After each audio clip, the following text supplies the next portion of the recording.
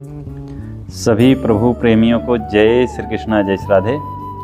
महाभारत का जब युद्ध समाप्त हो गया था और पांडवों ने कई राजाओं को परास्त कर दिया था युद्ध में, तो सम्राट बन गए और उन्होंने राजस्वी यज्ञ की घोषणा की कि राजस्वी यज्ञ करेंगे। बहुत बड़ी व्यवस्था थी, तो उसमें कार्यों का बंटवारा हो रहा था कि कौन क्या कार्य करेगा।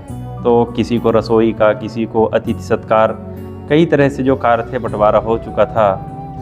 तो किसी ने कहा कि भगवान श्री कृष्ण जो हैं वो क्या काम करेंगे, तो किसी ने कहा कि वो तो सबसे श्रेष्ठ हैं, उन्हीं से पूछ लिया जाए। तो जब जाते हैं पांडव भगवान से पूछते हैं कि प्रभु यहाँ पर तो सभी कुछ न कुछ कार्य कर रहे हैं, तो आप ही बताइए कि आप क्या काम करेंगे। तब भगवान श्री कृष्ण कहते हैं कि मैं दो ही कार्य करूँगा।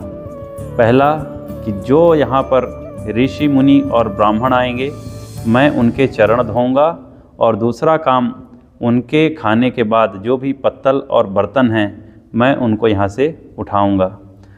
तो किसी ने कहा कि प्रभु आप तो सर्वश्रेष्ठ हैं, सबसे बड़े हैं, फिर आप यह काम क्यों करेंगे, यह काम तो कोई दूसरा भी कर लेगा।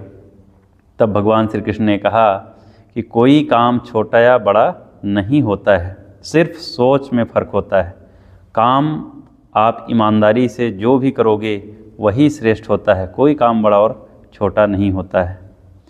तो कहानी की शिक्षा यही है हम सभी के लिए कि आप कोई भी काम करते हैं उसको ईमानदारी से यदि करते हैं तो काम छोटा और बड़ा नहीं होता है।